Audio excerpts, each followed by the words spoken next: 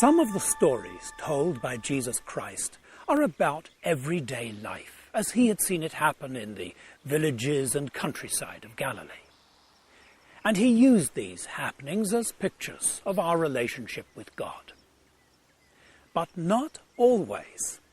Sometimes they were the very opposite. In the Gospel of Luke, chapter 11, Jesus told a story about a village. It was the kind of place where nothing much seems to happen. It started out like any other evening. The men came home from the fields, and the women of the village prepared some food for their families. Bread had been baked in the morning, and they would have enough for the day. But sometimes it was only just enough, and after the evening meal, nothing would be left. Well, no one wanted to eat stale bread.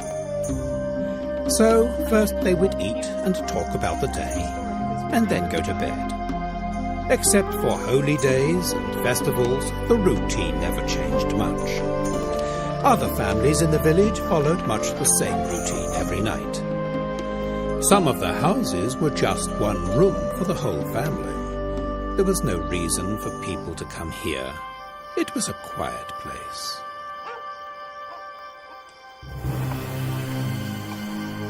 But tonight, there was a visitor. This was unusual.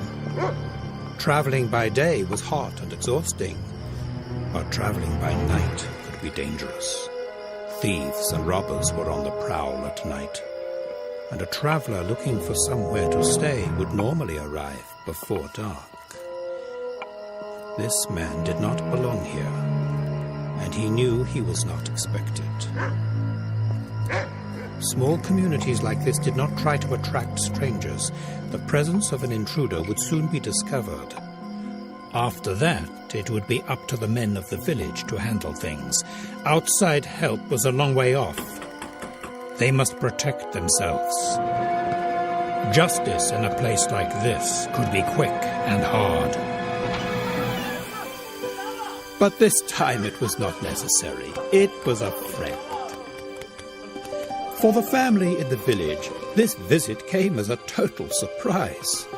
The arrival of a friend was always special, and to arrive safely so late was something to thank God for. The rules of hospitality demanded that the visitor be treated with great respect. Never mind that it was midnight. First, the guest must have his feet washed. Indeed, the proper treatment of visitors was a matter of honor, not only for the family, but for the whole village. If the guest was treated properly, everyone in the community would lose face. Food and drink must be provided. But the family baked enough bread for their own immediate needs and nothing more. After supper, it was all gone. But in a small community like this, everybody knew everybody else's business, and the host knew very well where he might find some bread. It might be honourable to feed unexpected guests, but it was very inconvenient, and waking up neighbours in the middle of the night required a little explanation. "Friend, please lend me 3 loaves of bread. A friend of mine has come to me on his journey, and I've nothing to give him." "Oh, stop bothering me. I'm in bed with my family. I can't get up." This answer was not acceptable. The host asked again and again. To return empty-handed would bring shame on himself and on his family. It would also bring shame on the village, and certainly on the friend who refused to help. It was inconvenient, but in the end his friend would have to get up and help him. He got them. 3 loaves of bread. This neighbour of his was always a bit of a grouch, but in the end he would help. After all, what would the village say if he refused the visitor? At last all was well. The bread was served, the guest was satisfied, and the village had kept its reputation as a place of hospitality. But only just. Jesus finished his story. So I say to you, keep on asking, and it will be given to you. Go on searching, and you will find. Keep knocking, and the door will be opened to you.